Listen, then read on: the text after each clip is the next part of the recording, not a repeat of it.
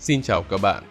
Nếu quần đảo Kim Môn được ví như lớp khiên đầu tiên của Đài Loan, thì ngay giữa eo biển đầy biến động, quần đảo Bành Hồ lại mang trong mình vị thế của một phòng thuyền thứ hai có giá trị chiến lược sống còn. Sự quan trọng của quần đảo này còn được thể hiện qua câu nói: ai chiến đấu vì Đài Loan thì phải chiến đấu vì Bành Hồ. Đặc biệt trong bối cảnh Trung Quốc gia tăng áp lực ở khu vực eo biển, thì nơi đây càng trở thành điểm then chốt gắn chặt với sự ổn định và an ninh của toàn bộ đảo Đài Loan. Để có cái nhìn rõ hơn về vấn đề này, các bạn hãy cùng chúng mình tìm hiểu ngay bây giờ nha. Toàn cảnh quần đảo Bành Hồ. Khi nhìn lên trên bản đồ, Bành Hồ trông như một chuỗi đá rải xuống mặt biển, nằm ngay giữa đường nối giữa Đài Loan và Phúc Kiến của Trung Quốc. Nhưng nếu chỉ xem đây là một quần đảo nhỏ thì chưa đủ, vì nó còn là nơi có các lớp trầm tích tự nhiên và lịch sử giao thoa, tạo thành một vùng đất có bản sắc riêng, hoàn toàn khác biệt so với Đài Loan. Quần đảo Bành Hồ sở hữu diện tích 128 km², nằm chính giữa eo biển Đài Loan, cách bờ biển phía tây Đài Loan khoảng 50 km và cách bờ biển Phúc Kiến khoảng 140 km. Nó bao gồm 90 hòn đảo lớn nhỏ, với Bành Hồ là hòn đảo lớn nhất, có diện tích 65,4 km². Đây cũng là trung tâm chính trị, kinh tế và là nơi đặt cảng biển quan trọng nhất của toàn bộ quần đảo. Bành Hồ trở nên nổi tiếng nhờ vào bài hát Vịnh Bành Hồ của bà, giúp nhiều người biết đến khu vực này và đưa Đài Loan trở thành một trong những điểm đến du lịch lý tưởng. Việc nằm giữa eo biển cũng đưa nơi đây trở thành trung tâm vận hải giữa đại dương với nhiều cảng tự nhiên quan trọng. Trong đó phải kể đến cảng Mã Công, có tên chính thức là cảng thương mại nội địa Bành Hồ, tọa lạc tại thành phố Mã Công. Nó được xây dựng từ thời nhà Thanh, là một trong những căn cứ hải quân lớn và từng bị Nhật chiếm đóng trong thời gian từ năm 1895 đến năm 1945. Hiện nay thì cảng có 9 bến tàu với tổng chiều dài 956 m, được che chắn tốt nên kín gió và không có sóng lớn. Vì vậy nơi đây được coi là cửa ngõ chính của quần đảo Bành Hồ và trở thành cảng nhập khẩu nhu yếu phẩm mỗi ngày. Ngoài ra còn có cảng cá Thương Quân Áo, được thiết kế như một bản sao thu nhỏ của Mã Công. Cảng này nằm lọt thỏm sau các mũi đất nhô ra, tạo thành lớp che chắn tự nhiên giúp tàu thuyền trú bão an toàn, nhất là trong những đợt gió mùa đông bắc vốn nổi tiếng dữ dội ở vùng biển Bành Hồ. Địa hình của quần đảo Bành Hồ cũng có những nét riêng biệt. Dù diện tích không lớn nhưng quần đảo lại sở hữu địa hình ven biển đa dạng hiếm có, từ những bãi cát trắng mịn kéo dài cho đến các vùng nước nông trong xanh, xen lẫn với các bãi đá ngầm giàu sinh vật biển và những rạn san hô rộng lớn ẩn dưới mặt nước. Tất cả đã tạo nên một không gian biển vừa phong phú, vừa mang giá trị kinh tế lẫn sinh thái bền vững. Bên cạnh đó thì hầu hết quần đảo được hình thành từ đá ba gian rất cứng, tạo nên các vách đá thẳng đứng như bức tường thiên nhiên, tương đối nguy hiểm. Do đó thì việc đổ bộ vào quần đảo này cho mục đích quân sự cũng tương đối hạn chế, giúp nơi đây trở thành chìa khóa bảo vệ an ninh của Đài Loan. Cấu trúc này còn góp phần tạo nên hàng loạt các cảnh quan nổi tiếng như là cột đá Ba Gian Quả Đại Diệp hay là khu bảo tồn thiên nhiên cột đá Ba Gian. Địa chất Ba Gian cũng ảnh hưởng sâu sắc đến màu đất, độ màu mỡ và khả năng canh tác, qua đó giải thích vì sao nông nghiệp ở Bành Hồ không phát triển mạnh như ở Đài Loan. Thay vào đó, người dân sống dựa vào biển, một sự thích ứng hợp lý với điều kiện tự nhiên. Không những vậy, quần đảo Bành Hồ còn nằm trên trì tuyến Bắc, lại chịu ảnh hưởng mạnh mẽ của khí hậu đại dương. Vì vậy nhiệt độ quanh năm cũng không quá nóng và cũng không quá lạnh, có gió mùa thổi quanh năm với tốc độ gió trung bình 6,3 m/giây. Đặc biệt mùa đông nổi tiếng với gió mùa đông bắc mạnh, với tốc độ gió trung bình vào tháng 11 và tháng 12 có thể lên tới 8,4 m/giây. Trong khi thời tiết mùa hè lại êm ả hơn, nắng vàng và ít mưa, khiến cho Bành Hồ trở thành điểm du lịch hấp dẫn với những bãi biển trong xanh. Tuy nhiên thiên nhiên không phải lúc nào cũng hiền hòa. Quần đảo thường xuyên đón các cơn bão mạnh quanh năm và điều này ảnh hưởng trực tiếp đến đời sống, nghề cá, hạ tầng giao thông lẫn kinh tế địa phương. Nhịp sống của người dân Bành Hồ vì thế luôn gắn liền với biển. Họ phụ thuộc vào biển nhưng cũng học cách sống chung với biển. Ngoài ra thì quần đảo cũng chịu ảnh hưởng từ các dòng hải lưu, bởi vì chúng ảnh hưởng đến ngư trường, sinh vật biển và cả giao thông. Trong đó hai dòng hải lưu quan trọng của quần đảo là hải lưu ven biển Trung Quốc, tạo nên sự thay đổi đáng kể theo mùa và di chuyển khá chậm, khoảng 0,1 cho đến 0,3 m/giây. Thứ hai là hải lưu Kuroshiro với vận tốc mạnh hơn, có thể lên tới 1,5 cho đến 2,5 m/giây, nhất là ở phía Bắc và phía Tây, nơi mặt biển bị thu hẹp giữa các đảo nhỏ, tạo nên những dòng nước xiết. Do đó nhiều khu vực ở đây rất giàu hải sản, từ cá ngừ, cá thu đến mực ống và sò điệp, cho đến rùa biển xanh, san hô cùng với nhiều hệ sinh thái biển khác. Đồng thời các dòng chảy này cũng tạo ra những bãi cát đẹp và nước trong do sự luân chuyển liên tục của nước biển. Sự kết hợp giữa gió mạnh, sóng lớn cùng với dòng hải lưu đa hướng đã khiến cho vùng biển quanh Bành Hồ ngoài việc giàu tài nguyên thì còn phù hợp cho các hoạt động thể thao biển như là lướt ván diều hay là lặn biển. Lịch sử hình thành. Các bằng chứng khảo cổ cho thấy cư dân tiền sử đã xuất hiện ở Bành Hồ từ 5.000 năm trước, lưu lại dấu tích qua các công cụ đá, đồ gốm và dấu vết cư trú ở nhiều hòn đảo nhỏ. Đối với người Hán, dù nơi này nằm rất gần lục địa nhưng họ vẫn không mấy quan tâm. Phải đến thế kỷ thứ 10, trong thời kỳ nhà Tống, quần đảo Bành Hồ mới được ghi nhận trong tài liệu chính sử của Trung Quốc. Ban đầu họ gọi nơi này là Bình Hồ, do bên trong cảng thì mặt nước bình yên như hồ. Nó bắt đầu có sự hiện diện của thương nhân và ngư dân người Hán từ miền Nam Phúc Kiến đến định cư, dẫn đến việc triều đình phải cử quân đội đến để chống lại thổ dân Đài Loan. Sau đó trong thời kỳ nhà Nguyên, thương mại tiếp tục phát triển và vị trí của Bành Hồ cũng được quan tâm nhiều hơn. Vào tháng 11 năm 1281, Hốt Tất Liệt chính thức sáp nhập quần đảo này vào lãnh thổ Trung Quốc, đồng thời đánh thuế muối. Đến thời nhà Minh, lịch sử chuyển biến với lệnh hải cấm hạn chế mọi hoạt động trên biển. Các gia đình phải rời khỏi Bành Hồ để trở về đất liền. Tuy nhiên nhiều ngư dân vẫn tiếp tục đánh bắt ở khu vực này. Ngoài ra cướp biển cũng hoạt động tại đây. Phải đến năm 1567, nhà Minh mới bỏ lệnh hải cấm thì nhiều gia đình đã chuyển đến Bành Hồ và dựng nên ngôi đền Thiên Hậu, thờ vị nữ thần bảo trợ của người đi biển. Đến đầu thế kỷ 17, công ty Đông Ấn Hà Lan cố gắng buộc Trung Quốc phải mở một cảng ở Phúc Kiến và trục xuất người Bồ Đào Nha khỏi Macau. Nhưng kế hoạch này đã thất bại, buộc họ phải chuyển đến Bành Hồ rồi thành lập căn cứ tại khu vực này. Dù vậy thì người Hà Lan đã bị đô đốc Du Tư Cao đánh bại vào năm 1624, buộc phải rút lui tới Đài Loan. Sau khi nhà Minh sụp đổ, tướng Trịnh Thành Công đã dùng Bành Hồ để làm bàn đạp, tiến công sang đảo Đài Loan và đánh bại Hà Lan vào năm 1662 rồi thành lập nên Vương quốc Đông Ninh. Trong khi ở lục địa, nhà Thanh luôn muốn nhổ bỏ chướng ngại vật này, nên đến năm 1683, tướng Thi Lang đã chiếm được Bành Hồ, từ đó buộc Đài Loan phải đầu hàng. Tới cuối thế kỷ 20, nhà Thanh bị suy yếu nghiêm trọng và trở thành miếng mồi cho các cường quốc. Khi chiến tranh Pháp-Thanh bắt đầu vào năm 1884, quân Pháp đã chiếm đóng toàn bộ khu vực của quần đảo Bành Hồ, cũng như tiến hành bao vây Đài Loan. Trong năm 1895, chiến tranh Thanh Nhật bùng nổ, với kết quả là hiệp ước Shimonoseki được ký kết, Trung Quốc phải nhượng Đài Loan và Bành Hồ cho Nhật Bản. Tuy nhiên người dân địa phương đã không đồng ý và thành lập Đài Loan Dân Chủ Quốc. Sau đó quân đội Nhật Bản chiếm Bành Hồ rồi cũng kiểm soát luôn Đài Loan. Trong thời gian tiếp theo, quần đảo này trở thành căn cứ quân sự, đồng thời được đầu tư phát triển hệ thống điện lực, bưu chính và giao thông. Sau Thế chiến thứ hai, Nhật Bản đầu hàng và trao trả Đài Loan cùng với Bành Hồ cho Trung Hoa Dân Quốc vào năm 1945. Nhưng đến năm 1949, chính quyền của Tưởng Giới Thạch buộc phải rút lui khỏi đại lục, hình thành nên thế cục chia cắt kéo dài. Đến nay thì dân cư của quần đảo Bành Hồ chủ yếu sinh sống tập trung tại đảo Bành Hồ cùng với một số đảo lớn khác như là Tây Dữ hay là Bạch Sa. Tổng dân số là 107.685 người vào năm 2024 với cơ cấu dân cư đặc trưng cho vùng biển, khi phần lớn là ngư dân, người làm dịch vụ du lịch, thương mại và một số ít làm việc hành chính.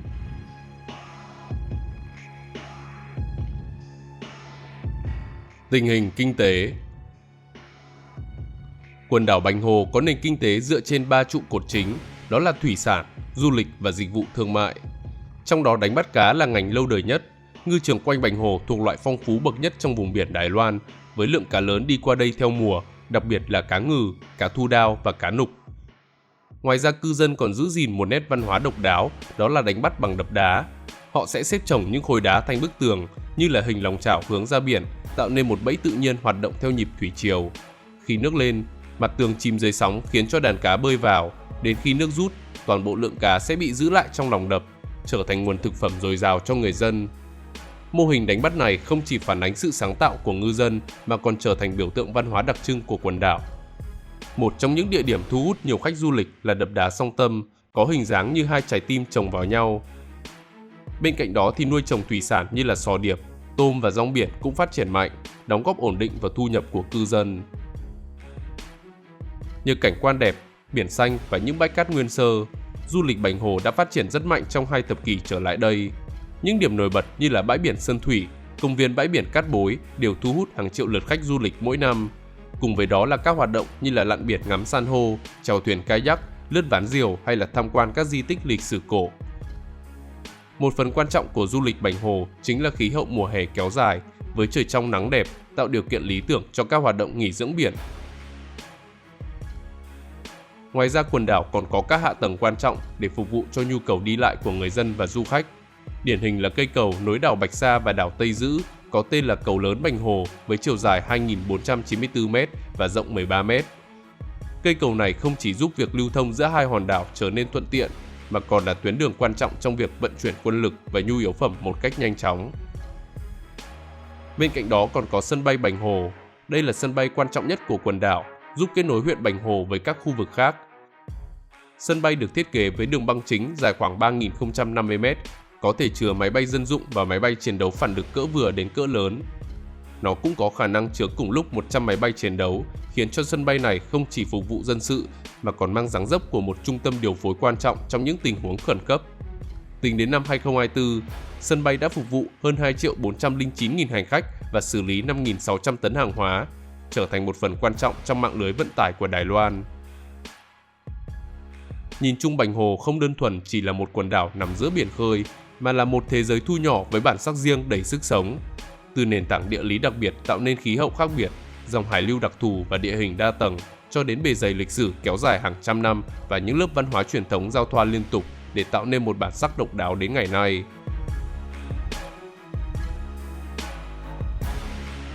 Giá trị chiến lược ngày càng tăng. Trong bối cảnh hiện nay, eo biển Đài Loan đang ngày một nóng hơn và Bành Hồ lại là nơi nằm giữ chìa khóa an ninh của khu vực. Mặc dù giữ vị trí địa chính trị quan trọng ở phía Tây Đài Loan, nhưng đây lại là nơi dễ chinh phục mà khó phòng thủ. Điều này đã được thể hiện qua lịch sử khi nó bị kiểm soát bởi các thế lực bên ngoài một cách dễ dàng. Hiện nay trên phương diện đối đầu với Trung Quốc, nếu chiến sự nổ ra ở khu vực eo biển, chính phủ Đài Loan có thể chấp nhận mất Kim Môn hay là Mã Tổ do chúng nằm quá gần Trung Quốc. Nhưng nếu để mất Bành Hồ thì khu vực đảo chính sẽ lập tức gặp nguy hiểm. Vì từ quần đảo này, quân đội Trung Quốc có thể nhanh chóng tiếp cận Đài Loan. Họ sẽ sử dụng tàu chiến để phong tỏa hòn đảo, qua đó cắt đứt mọi nguồn tiếp tế từ các đồng minh, khiến cho mọi hoạt động bị tê liệt. Vì vậy Bành Hồ còn được coi như cửa ngõ vào Đài Loan, trở thành mắt xích quan trọng trong mọi chiến lược phòng thủ và tấn công. Hiện tại tuyến phòng thủ Bành Hồ được giao cho Bộ Tư lệnh Phòng thủ Lục quân Bành Hồ với khoảng 8.000 binh sĩ đồn trú, tạo thành một lớp bảo vệ mặt đất quan trọng nhất của quần đảo. Lực lượng này không hoạt động đơn lẻ mà được phối hợp chặt chẽ với đơn vị Thiên Câu, trực chiến 24/7 trong mọi điều kiện thời tiết.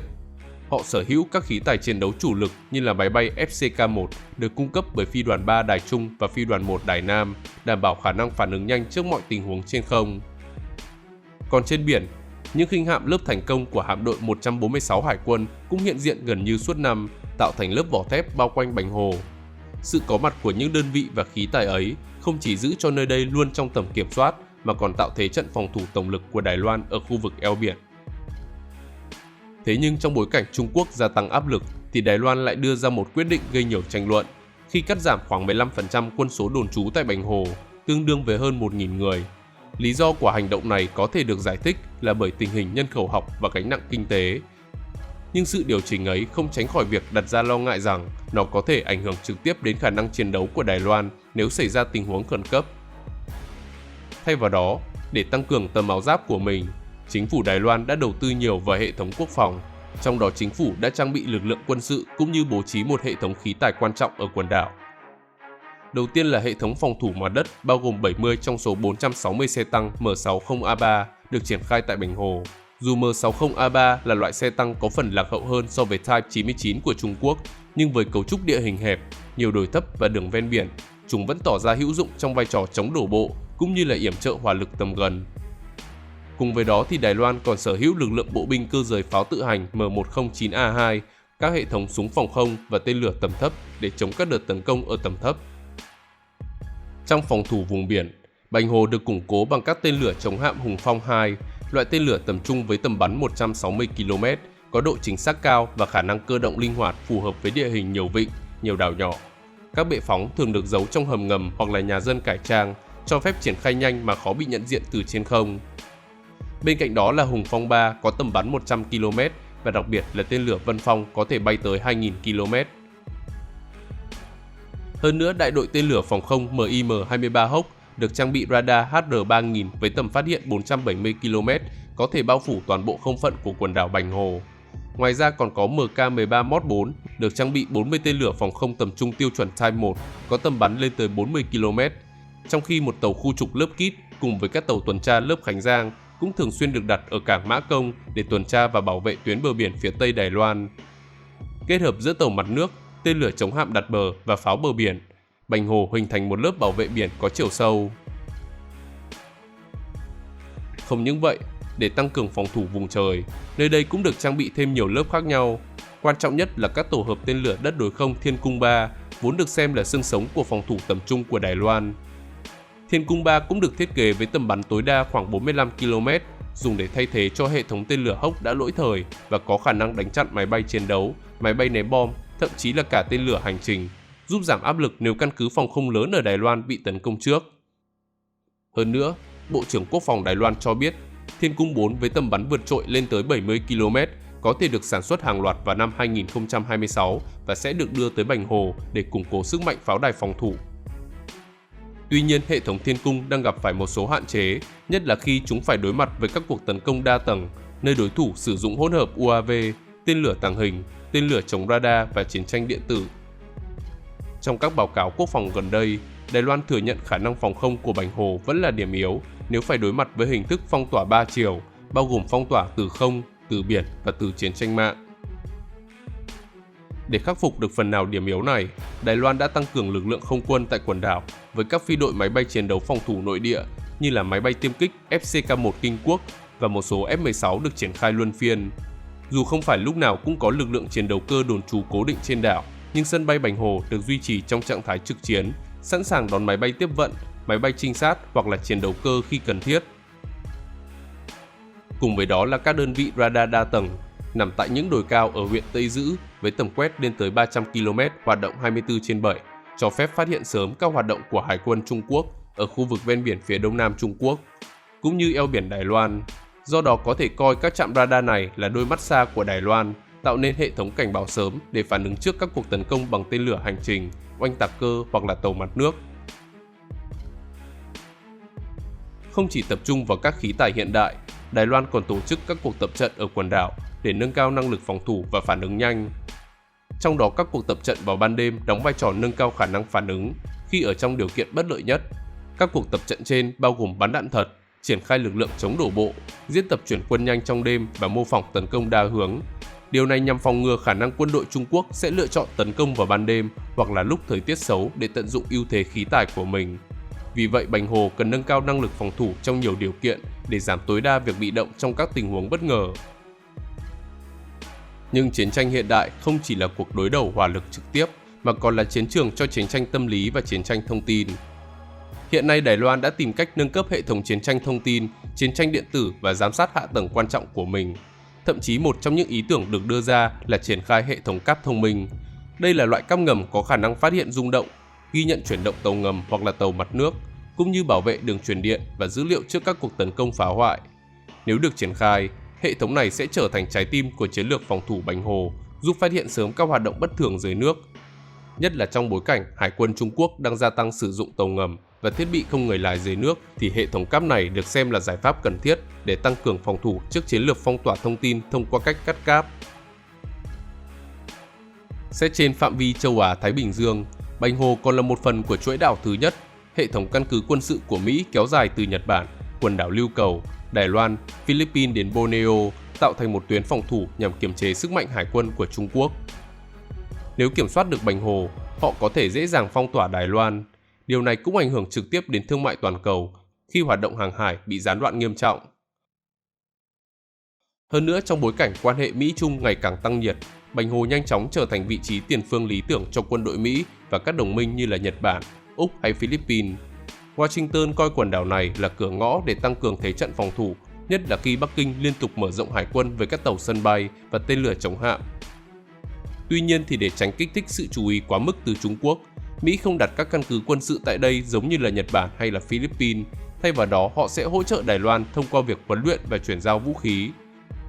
Cụ thể vào tháng 7 năm 2025, Washington đã mở rộng đáng kể việc hợp tác quân sự với Đài Bắc khi Bành Hồ trở thành nơi đổ bộ của biệt đội Mũ Nổi Xanh. Mỹ còn cung cấp chương trình huấn luyện sử dụng máy bay không người lái, giúp nâng cao năng lực phòng thủ cho đồng minh. Tuy nhiên, nếu quần đảo được Washington sử dụng như một mắt xích quan trọng trong nhiệm vụ hỗ trợ hậu cần, thì nó có thể xoay chuyển cục diện an ninh khu vực và khiến tình hình ở eo biển leo thang. Có thể nói, giả sử có một cuộc xung đột nổ ra ở eo biển Đài Loan, thì Bành Hồ chắc chắn là nơi sẽ hứng chịu sức ép đầu tiên, không chỉ từ hỏa lực quân sự mà còn từ chiến tranh thông tin hay chiến tranh áp chế điện tử, những hình thức tác chiến mà Trung Quốc đang tăng cường đầu tư trong những năm gần đây. Đây cũng là điều khiến cho cộng đồng quốc tế lo ngại, bởi một cuộc đối đầu tại Bành Hồ có thể dễ dàng lan rộng sang các vùng biển khác và đe dọa sự ổn định của toàn bộ khu vực.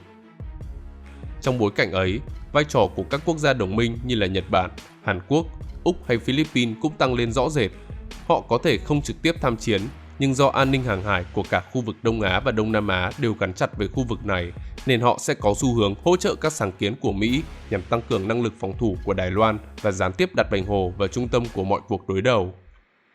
Như vậy, tầm quan trọng của quần đảo không chỉ dừng lại ở rủi ro chiến sự mà còn định hình sự ổn định của toàn bộ châu Á-Thái Bình Dương. Trong khi Trung Quốc coi việc kiểm soát hoặc là vô hiệu hóa khả năng phòng thủ của Đài Loan tại Bành Hồ là một điều cần thiết để tạo thế áp đảo, thì Mỹ và các đồng minh lại xem quần đảo này như một điểm tựa chiến lược, giúp cho họ duy trì khả năng kiểm soát tuyến đường biển trọng yếu. Hai tư duy chiến lược đối lập đó đã biến quần đảo trở thành một trong những địa điểm có nguy cơ trở thành tâm điểm xung đột lớn nhất trong thế kỷ 21.